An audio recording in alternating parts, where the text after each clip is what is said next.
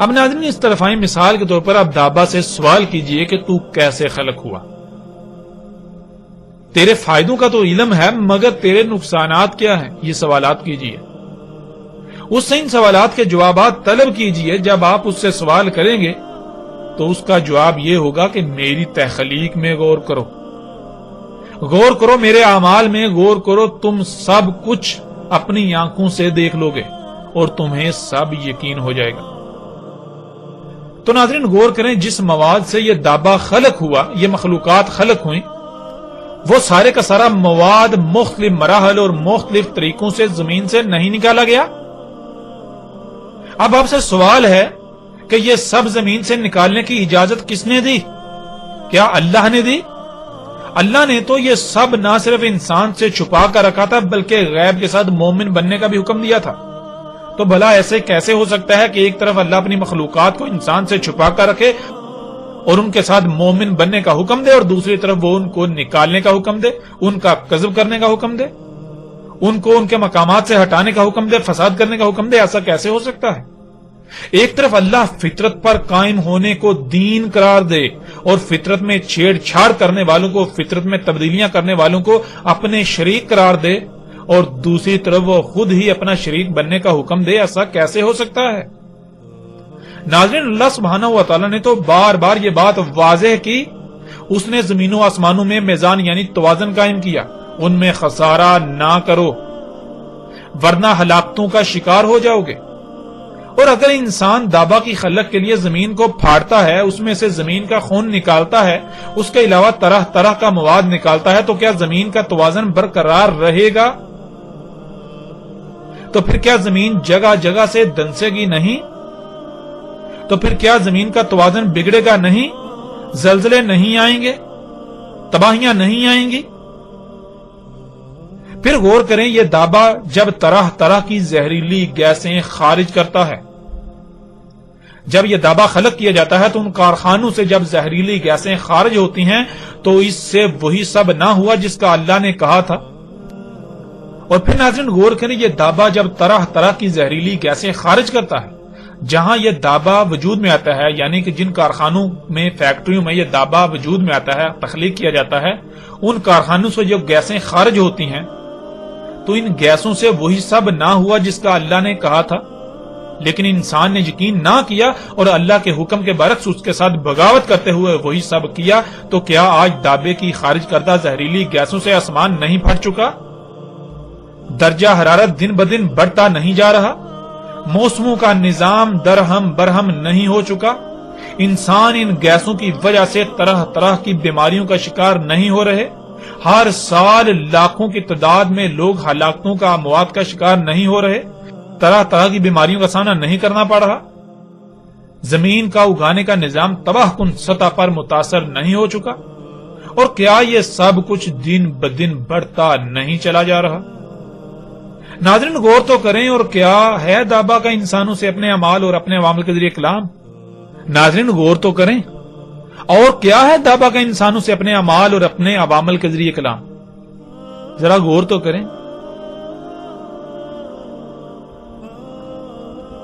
کیا آپ اندھے ہو چکے ہیں؟ کیا آپ اللہ کے قانون میں حیا نہیں ہیں؟ ناظرین اللہ سبحانہ وتعالی قرآن میں بار بار یہی کہتا ہے کہ جو لوگ غور و فکر نہیں کرتے وہ اللہ کے قانون میں اندھے ہیں، وہ اللہ کے قانون میں اموات ہیں، وہ اللہ کے قانون میں قبروں میں ہیں،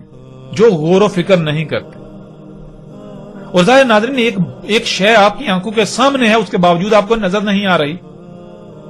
تو ظاہر ہے کون نہیں دے سکتا؟ دیکھ تو وہی نہیں سکتا جو مردہ ہوتا ہے۔ کون نہیں سن سکتا؟ وہی نہیں سن سکتا جو مردہ ہوتا ہے۔ جو حیا ہوتا ہے وہ تو سن سکتا ہے،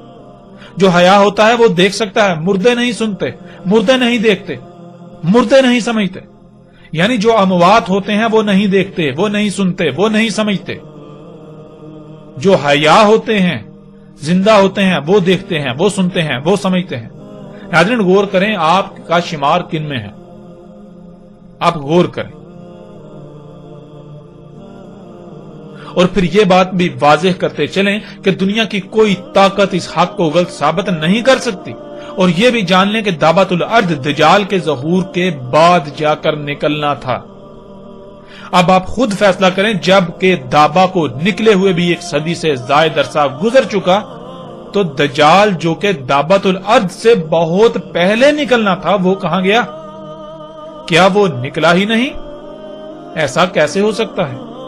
وہ امور بھی ہو چکے جن کا دجال کے بعد ہونا شرط تھا۔ تو اب کوئی یہ کہے کہ دجال ابھی نکلا ہی نہیں تو اسے چاہیے کہ اپنے اندھے پن کا علاج کروائے۔ وہ اللہ کے قانون میں اموات ہے، موت ہے، قبر میں ہے، وہ اندھا ہے۔ اگر اسے ہماری بات ناگوار گزرتی ہے، اسے تکلیف ہوتی ہے، تو اس سے ہمیں کوئی فرق نہیں پڑتا، حق یہی ہے۔ اگر تم سچے ہو تو حق کی تردید کر کے دکھاؤ، حق کو غلط ثابت کر کے دکھاؤ۔ ناظرین، حق بالکل واضح ہے۔ تو ناظرین، جب دابا دجال کے خروج کے بعد نکلنا تھا تو غور کریں، جب دابا نکل چکا تو دجال کہاں گیا؟ آج پوری دنیا میں دابا دندناتا پھر رہا ہے اور یہ لوگ آج بھی دجال کے انتظار میں ہیں۔ ایسا کیسے ہو سکتا ہے کہ جو امور دجال کے بعد رونما ہونے تھے وہ بھی ہو چکے اور دجال ابھی تک آیا ہی نہیں؟ ایسا کیسے ہو سکتا ہے؟ اور ویسے بھی دجال تو مومنوں پر واضح ہونا تھا، نہ کہ مشرکوں پر، نہ کہ ان لوگوں پر جو اپنی خواہشات کو اپنا الہ بنائے ہوئے ہوں گے، جو اپنے آباء و اجداد کو اپنا الہ بنائے ہوئے ہوں گے۔ اس لیے حق ہر لحاظ سے کھلنے کے بعد بھی انکار کرنے والوں، ان قریب تمہیں اپنی آنکھوں سے وہ دیکھنا ہوگا، وہ دیکھو گے کہ تمہارے پاس سوائے پچھتاوے کے کچھ نہیں رہے گا، تمہاری آنکھیں پھٹی کی پھٹی رہ جائیں گی۔ لہذا انتظار کرو، یہ انتظار لمبا نہیں ہے، ان قریب تم اپنی آنکھوں سے دیکھو گے، ان قریب۔ اس وقت تم چیخو گے، چلاؤ گے کہ ہاں ہم مانتے ہیں، ہاں ہم مانتے ہیں، لیکن اس وقت تمہارا ماننا بالکل فرعون کے ماننے کے مثل ہوگا، وہ تمہیں کچھ نفع نہ دے گا۔ ناظرین، یہاں قادیانیوں کو بھی حق کی طرف دعوت دی جاتی ہے کہ وہ حق کو پہچانے، اور مرزا غلام احمد قادیانی کی حقیقت بھی ان کے سامنے ہے کہ غلام احمد قادیانی نے کسے دعوت الارض کہا۔ غلام احمد قادیانی نے ایک موقع پر مسلمانوں کے علماء کو دعوت الارض قرار دیا، تو دوسرے موقع پر اس نے جسے دعوت الارض قرار دیا اس حوالے سے اس کے الفاظ جو ہیں وہ ہم آپ کے سامنے رکھتے ہیں۔ ناظرین، اس وقت سکرین پر آپ کو جو ویب سائٹ نظر آ رہی ہے، یہ ویب سائٹ ان کی ہے جنہیں عام طور پر قادیانی، احمدی یا مرزائی کہا جاتا ہے، لیکن وہ لوگ خود کو جماعت احمدیہ کا نام دیتے ہیں، اور وہ مرزا غلام احمد قادیانی کو مسیح موعود یعنی وہی مسیح قرار دیتے ہیں جس کے بھیجے جانے کا اللہ کی طرف سے وعدہ تھا، جیسا کہ عام طور پر عیسیٰ علیہ السلام کی دوبارہ آمد کا عقیدہ پایا جاتا ہے۔ یعنی قادیانی کہیں یا احمدی، ان کے نزدیک مہدی ہو، عیسیٰ ہو، مثل عیسیٰ ہو، وہ غلام احمد قادیانی تھا۔ اور ناظرین، یہ بھی ذہن میں رہے کہ یہ ویب سائٹ جماعت احمدیہ کی سرکاری رسمی یعنی آفیشیل ویب سائٹ ہے۔ ایسا نہیں ہے کہ یہ ویب سائٹ ان کے کسی فرد نے بنائی یا ان کے کسی چاہنے والے نے بنائی یا ویب سائٹ ان سے منسوب کی جا رہی ہے، نہیں، بلکہ یہ جماعت احمدیہ کی سرکاری ویب سائٹ ہے جس پر دعوت الارض کے بارے میں غلام احمد قادیانی نے جو کہا وہ جس طرح مذکور ہے ہم آپ کے سامنے رکھتے ہیں۔ دعوت الارض سے مراد مسلمان مذہبی علماء اور دجال سے مراد عیسائی مناد ہیں، یعنی کہ غلام احمد قادیانی نے کہا کہ دعوت الارض سے مراد مسلمان مذہبی علماء ہیں، اور دجال کون ہے؟ دجال عیسائیوں کے جو علماء ہیں وہ ہیں عیسائی مناد۔ اور جیسے ہی آپ اسی ویب سائٹ پر اس صفحے پر نیچے آئیں تو دیکھیں نیچے دعوت الارض کے بارے میں اسی ویب سائٹ کے اوپر کیا درج ہے۔ اوپر موضوع لکھا ہوا ہے دعوت الارض اور نیچے لکھا ہوا ہے دعوت الارض یعنی زمین کے کیڑے کے بارے میں حضرت صلی اللہ علیہ وآلہ وسلم کی پیش گوئی کے جو معنی اس کی سچائی کو ثابت کر سکتے تھے، حضرت مسیح موعود نے وہی معنی کیے ہیں، یعنی غلام احمد قادیانی نے وہی معنی کیے ہیں۔ چنانچہ آپ نے جہاں اس کے تعبیری معنی یہ کیے ہیں اس سے مراد زمینی علوم سے آراستہ مگر آسمانی روح سے آری انسان مراد ہیں، وہاں اس کے ظاہری معنوں کے لحاظ سے زمین کا ایک کیڑا مراد ہے جو طاعون کی شکل میں ظاہر ہوا۔ چنانچہ آپ کے پیش فرمودہ دونوں معنوں کی تفصیل ملاحظہ فرماتے ہیں۔ آگے اب ناظرین آپ دیکھ سکتے ہیں کہ مرزا غلام احمد قادیانی کے اپنے الفاظ آ جاتے ہیں۔ مرزا غلام احمد قادیانی لکھتا ہے، دابت الارض سے مراد کوئی لا یعقل جانور نہیں بلکہ بقول حضرت علی رضی اللہ تعالیٰ عنہ آدمی کا نام ہی دابت الارض ہے۔ نوٹ، آثار القیامہ میں لکھا ہے کہ حضرت علی کرم اللہ وجہہ سے پوچھا گیا کہ لوگ گمان کرتے ہیں کہ دابت الارض آپ ہی ہیں، اور آپ نے جواب دیا کہ دابت الارض میں سے تو کچھ 4 پایوں اور کچھ پرندوں کی بھی مشابہت ہوگی، مجھ میں وہ کہاں ہے؟ اور یہ بھی لکھا ہے کہ دابت الارض اسم جنس ہے جس سے ایک طائفہ مراد ہے منہ، اور اس جگہ لفظ دابت الارض سے ایک ایسا طائفہ انسانوں کا مراد ہے جو آسمانی روح اپنے اندر نہیں رکھتے لیکن زمینی علوم و فنون کے ذریعے سے منکرین اسلام کو لاجواب کرتے ہیں اور اپنے علم کلام اور طریقے مناظرہ تائید دین کی راہ میں خرچ کر کے بجان و دل خدمت شریعت غرا بجا لاتے ہیں۔ سو وہ چونکہ در حقیقت زمینی ہیں آسمانی نہیں، اور آسمانی روح کامل طور پر اپنے اندر نہیں رکھتے اس لیے دابت الارض کہلاتے ہیں، اور چونکہ کامل تزکیہ نہیں رکھتے اور نہ کامل وفاداری اس لیے چہرہ ان کا انسانوں کا ہے مگر بعض اعضاء ان کے بعض دوسرے حیوانات سے مشابہ ہے۔ ناظرین آپ یہاں تک دیکھ سکتے ہیں کہ یہاں بالکل واضح الفاظ میں غلام احمد قادیانی جو مسلمانوں کے مذہبی علماء ہیں ان کو دابت الارض کہہ رہا ہے۔ پھر آگے کیا لکھتا ہے؟ آگے یہ لکھتا ہے، اسی طرف اللہ جل شانہ اشارہ فرماتا ہے، یعنی جب ایسے دن آئیں گے جو کفار پر عذاب نازل ہو اور ان کا وقت مقرر قریب آ جائے گا تو ہم ایک گروہ دابت الارض کا زمین سے نکالیں گے، وہ گروہ متکلمین کا ہوگا جو اسلام کی حمایت میں تمام ادیان باطلہ پر حملہ کرے گا، یعنی وہ علماء ظاہر ہوں گے جن کو علم کلام اور فلسفہ میں ید طولی ہوگا، وہ جا بجا اسلام کی حمایت میں کھڑے ہو جائیں گے اور اسلام کی سچائیوں کو استدلالی طور پر مشارق و مغارب میں پھیلائیں گے، اور اس جگہ اخرجنا کا لفظ اس وجہ سے اختیار کیا کہ آخری زمانہ میں ان کا خروج ہوگا نا حدوث یعنی تخمی طور پر یا کم مقدار کے طور پر،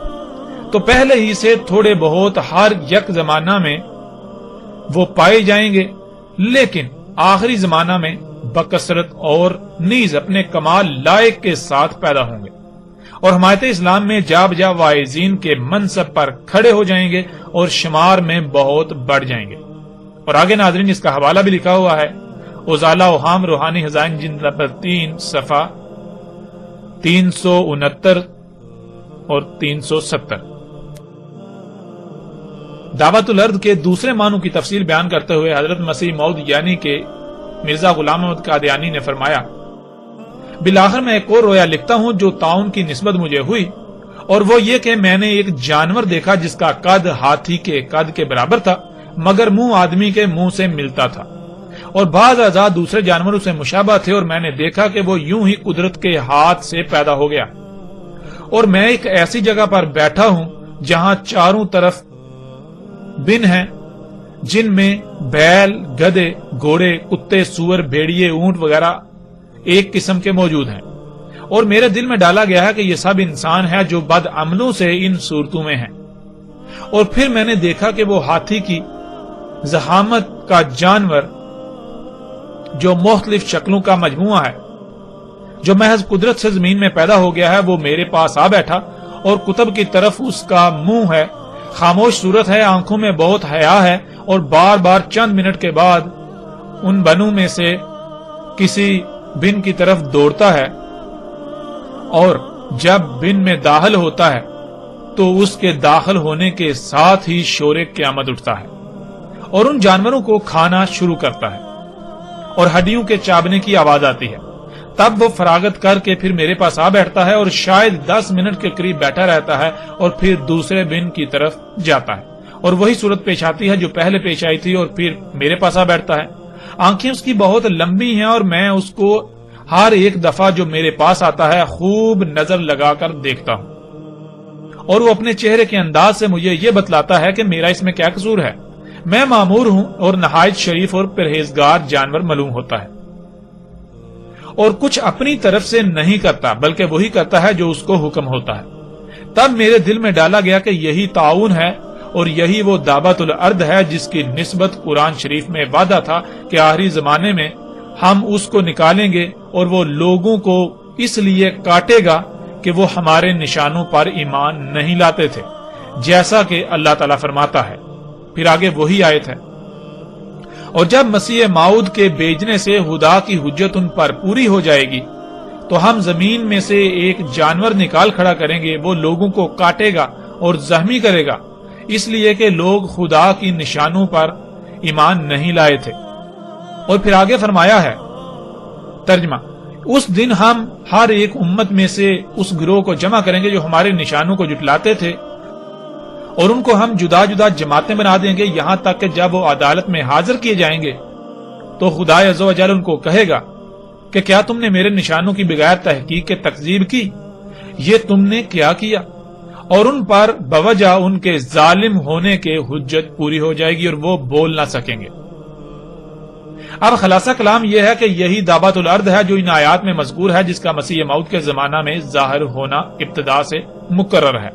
یہی وہ مختلف صورتوں کا جانور ہے جو مجھے عالم کشف نظر آیا اور دل میں ڈالا گیا کہ یہ طاعون کا کیڑا ہے، اور خدا تعالیٰ نے اس کا نام دابۃ الارض رکھا کیونکہ زمین کے کیڑوں میں سے ہی یہ بیماری پیدا ہوتی ہے، اسی لیے پہلے چوہوں پر اس کا اثر ہوتا ہے اور مختلف صورتوں میں ظاہر ہوتی ہے، اور جیسا کہ انسان کو ایسا ہی ہر ایک جانور کو یہ بیماری ہو سکتی ہے، اسی لیے کشفی عالم میں اس کی مختلف شکلیں نظر آئیں اور اس بیان پر کہ دابۃ الارض در حقیقت مادہ طاعون کا نام ہے جس سے طاعون پیدا ہوتی ہے،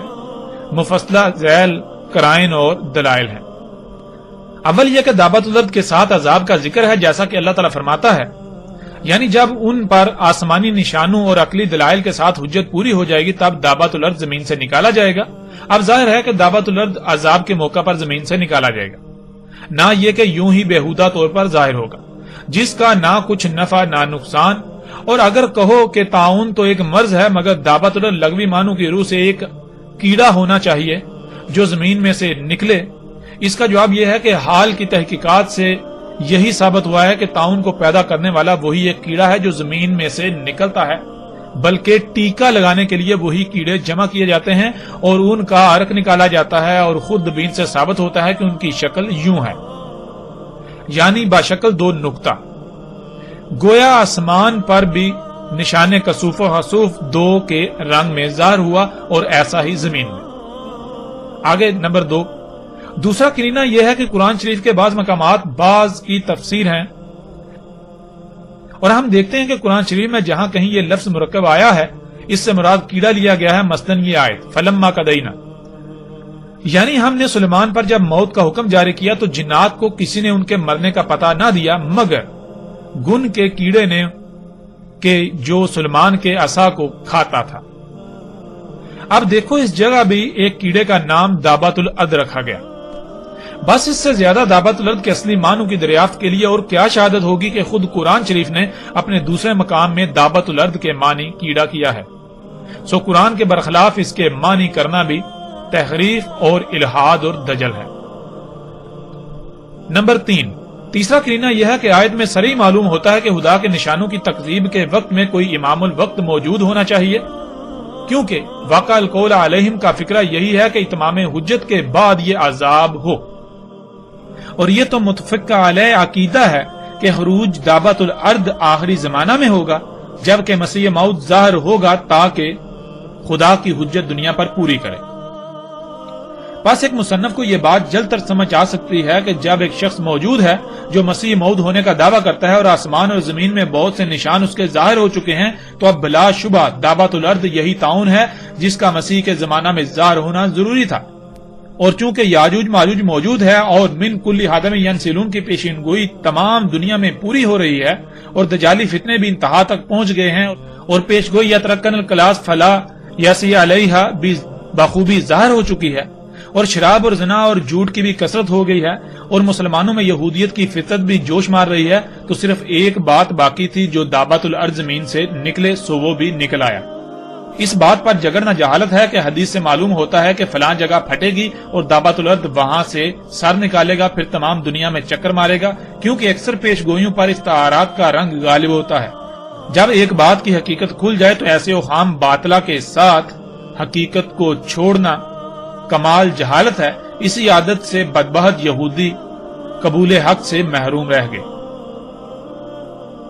ناظرین، آپ نے اپنی آنکھوں سے دیکھ لیا اور اپنے کانوں سے سن لیا کہ غلام احمد قادیانی نے دابت الارض کسے کہا۔ غلام احمد قادیانی نے نہ صرف دابت الارض مسلمانوں کے مذہبی علماء کو کہا، بلکہ دابت الارض کہا اس نے کہ ایک کیڑا ہے جس کی وجہ سے طاعون پیدا ہوتا ہے، اور وہ اس نے کہا کہ وہ اس کی زندگی میں ہو چکا، یعنی وہ بھی اس کی زندگی میں نکل چکا۔ اور پھر وہ یہی کہہ رہا ہے کہ جب دابت الارض نکل چکا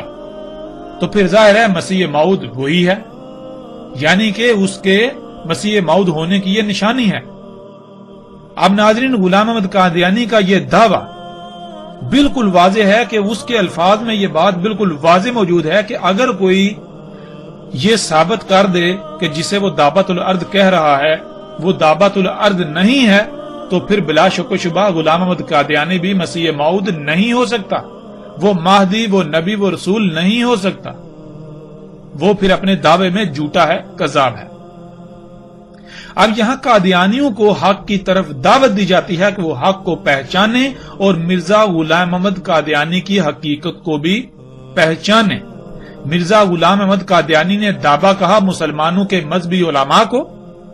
مرزا غلام احمد قادیانی نے دعویٰ کہا طاعون کے کیڑے کو، اور باقاعدہ اس کی شکل بھی بتائی، اور یہاں تک کہا کہ وہ نکل چکا۔ اور الحمدللہ ثم الحمدللہ دابت الارض کیا ہے ہم نے آپ پر کھول کھول کر واضح کر دیا۔ اور جیسے ہی ہم آگے بڑھیں گے تو محمد علیہ السلام کے الفاظ کی روشنی میں بھی دابت الارض کی اس طرح کھل کر وضاحت ہوگی کہ دنیا کی کوئی طاقت اس کا رد نہیں کر سکتی، اسے غلط ثابت نہیں کر سکتی۔ اب قادیانیوں کو ہم چیلنج کرتے ہیں کہ غلام احمد قادیانی اس بنیاد پر، اس نقطے پر بھی بالکل کذاب ثابت ہو چکا، غلام احمد قادیانی جھوٹا ثابت ہو چکا۔ اب اگر قادیانی جو کہ خود کو احمدی کہتے ہیں، اگر وہ سچے ہیں اپنے دعوے میں، اگر وہ حق پر ہیں، تو انہیں ہمارے دعوے کو غلط ثابت کرنا ہوگا۔ ہم نے بالکل واضح کر دیا کہ دابت الارض کیا ہے، اور ہم نے غلام احمد قادیانی کو بالکل ایک نمبر کا جھوٹا ثابت کر دیا۔ اس کے باوجود اگر قادیانی یہ سمجھتے ہیں، وہ یہ کہتے ہیں کہ نہیں غلام احمد قادیانی سچا تھا، وہ مسیح موعود تھا، وہ کہتے ہیں کہ ہم حق پر ہیں، تو قادیانیوں کو بھی باقی تمام فرقوں گروہوں کے ساتھ ساتھ کھلم کھلا چیلنج ہے۔ ہم نے یہ بالکل واضح دو ٹوک ہر لحاظ سے کھول کھول کر ثابت کر دیا کہ قادیانی احمدی بالکل باطل، بے بنیاد، اور غلام احمد قادیانی جھوٹا کذاب تھا۔ یہ ثابت ہو چکا، اور ہم پھر یہ چیلنج کرتے ہیں قادیانیوں کو کہ وہ اگر اپنے آپ کو حق پر سمجھتے ہیں، غلام احمد قادیانی کو سچا سمجھتے ہیں، تو انہیں ہمیں غلط ثابت کرنا ہوگا اور اپنے رسول کو سچا ثابت کرنا ہوگا، غلام احمد قادیانی کو سچا ثابت کرنا ہوگا۔ ورنہ اگر وہ ناکام ہوتے ہیں، جو کہ ان کا مقدر ہے، قدر میں لکھا جا چکا، تو انہیں ان کی بھلائی، ان کا فائدہ، ان کا نفع اسی میں ہے، ان کی دنیا اور آخرت میں بھلائی اسی میں ہے، ان کے لیے خیر اسی میں ہے کہ وہ حق کو کھلی آنکھوں نہ صرف دیکھیں پہچانے بلکہ اسے تسلیم کریں۔ اگر وہ حق کو تسلیم نہیں کرتے تو باقیوں کے ساتھ ساتھ ان قریب ان کا بھی انجام کیا ہونے والا ہے؟ بالکل سر پر آ چکا، اور وہ اپنی آنکھوں سے دیکھ لیں گے۔ تب ایمان لانا، تب اس دعوت کو تسلیم کرنا کوئی نفع نہ دے گا۔ تب تسلیم کرنا، تب ماننا بالکل فرعون کی مثل ہوگا، جب آنکھیں پھٹی کی پھٹی رہ جائیں گی۔ الحمدللہ ناظرین، اب تک ہم نے قرآن سے نہ صرف دابۃ الارض کو کھول کھول کر رکھ دیا، بلکہ اس کا کلام کرنا کیا ہے اسے بھی کھول کھول کر رکھ دیا، اور احمدیوں کو، قادیانیوں کی ہم نے بنیاد ہی اکھاڑ کر رکھ دی۔ دین قادیان کی، جماعت احمدیہ کی، مرزا غلام احمد قادیانی کی ہم نے بنیادیں ہی اکھاڑ کے رکھ دی، ہم نے ان کی جڑ ہی کاٹ دی، ان کا وجود ہی کالعدم کر دیا، ان کی بنیاد بالکل ختم ہو چکی۔ ناظرین، گزشتہ ایک ساتھ میں ہم قرآن، اللہ کے کلام سے یہ بات آپ پر کھول کھول کر واضح کر چکے کہ گزشتہ ہلاک شدہ اقوام بھی نہ صرف یہ ٹیکنالوجی، یہ مشینیں، یہ ایجادات، یہ سب خلق کر چکی تھی جو آج موجودہ انسانوں نے کیا، بلکہ قرآن میں صراحتاً یہ بات بھی موجود ہے کہ موجودہ قوم یعنی زمین پر آباد موجودہ انسان ان قوموں کے 10% کو بھی نہیں پہنچ سکتے، یعنی وہ قومیں ان سب میں 90% بڑھ کر تھیں۔ ناظرین، جب ایسا ہے تو ظاہر ہے ان قوموں میں بھی اس دابہ کا یعنی دابۃ الارض کا نکلنا ناگزیر تھا، یعنی ان میں بھی یہ دابہ ضرور نکلنا چاہیے تھا جو کہ نکلا ہوگا۔ تو اس کا جواب بالکل واضح ہے کہ بالکل ان قوموں میں بھی دابۃ الارض نکلا تھا، جس کا ذکر اللہ سبحانہ وتعالی نے قرآن میں صراحت کے ساتھ کر دیا، جیسا کہ آپ سکرین پر آیات کو دیکھ رہے ہیں۔ ناظرین، سکرین پر آپ کو سورہ فصلت آیت 25 اور سورہ الاحقاف کی آیت نمبر 18 نظر آ رہی ہے۔ ان دونوں آیات میں اللہ سبحانہ وتعالی نے کہا کہ پہلی امم پر بھی قول حق ہو چکا، یعنی وہ قومیں جو ہلاک ہوئیں، قوم نوح، قوم عاد، قوم سمود، قوم لوط، قوم شعیب یعنی جنہیں اصحاب مدین بھی کہا جاتا ہے، اور آل فرعون، ان پر قول حق ہو چکا، یعنی ان پر بھی قول واقع ہو چکا۔ ناظرین، ایک ہے قول کا واقع ہونا اور ایک ہے قول کا حق ہونا۔ یہ جان لیں کہ قول کا حق ہونا قول کے واقع ہونے کے بعد اختتام پذیر ہونے کو یعنی اختتام پذیر ہو جانے کو کہتے ہیں، یعنی کہ ماضی کا قصہ بن جانا۔ قول کا واقع ہو کر ماضی کا قصہ بن جانا اسے کہتے ہیں قول کا حق ہونا، یا ایسا طے شدہ ہو جانا۔ یعنی جب کہا جائے گا کہ قول حق ہو چکا تو اس کا مطلب کہ ویسا ہو چکا، اور جب کہا جائے گا کہ قول واقع تو اس کا مطلب کہ ہونا ہے یا ہوگا، یعنی حق ہونا واقع ہونے کے بعد آتا ہے۔ اب یہ جان لیں کہ جب اللہ نے قدر میں کر دیا کہ جب قول واقع ہوگا تب دابۃ الارض نکلے گا، یعنی تب دابۃ الارض کا نکلنا طے ہے، یہ اللہ نے قانون بنا دیا، قدر میں کر دیا۔ تو پھر یہ کیسے ممکن ہے کہ آج قول واقع ہو